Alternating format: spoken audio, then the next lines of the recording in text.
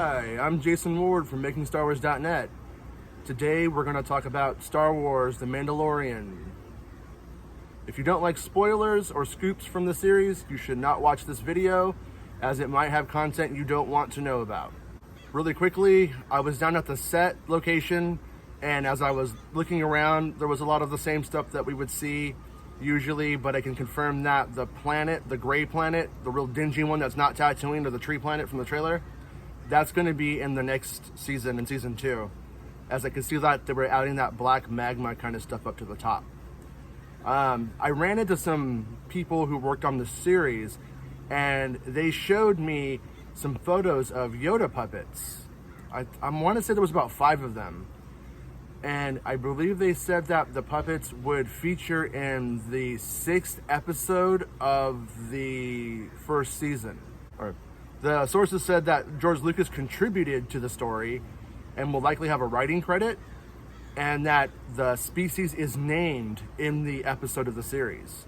So we're going to see little tiny Yoda people that aren't Yaddle, that aren't Yoda, and we're going to see them in a Star Wars story with the Mandalorian. You know, speculation on my part, but I would imagine that they didn't do too well under Emperor Palpatine. So I wonder if they're super rare, if somebody wants them for their zoo or something weird, and the Mandalorian's going to be like, hey, that's not right. I'm going to let this one go. Because, you know, bounty hunters have to have hearts of gold, or we don't like them that much sometimes. That said, I think it's going to be pretty cool that we're going to see the Yoda species developed and that we're going to learn more about them. You know, there's kind of an argument to be made that keeping Yoda just that one guy was sort of kept him special and weird and stuff like that. But at the same time, it's such a storytelling opportunity to develop that stuff. And, you know, they're eventually going to delve into Yoda's backstory. And when they do, that stuff's going to happen anyways. So, in my opinion, the only thing that's being lost is that, like, Yoda's no longer the last of his kind, if that was your headcanon. I will say that the puppets, from what I could tell, looked good, but they weren't finished.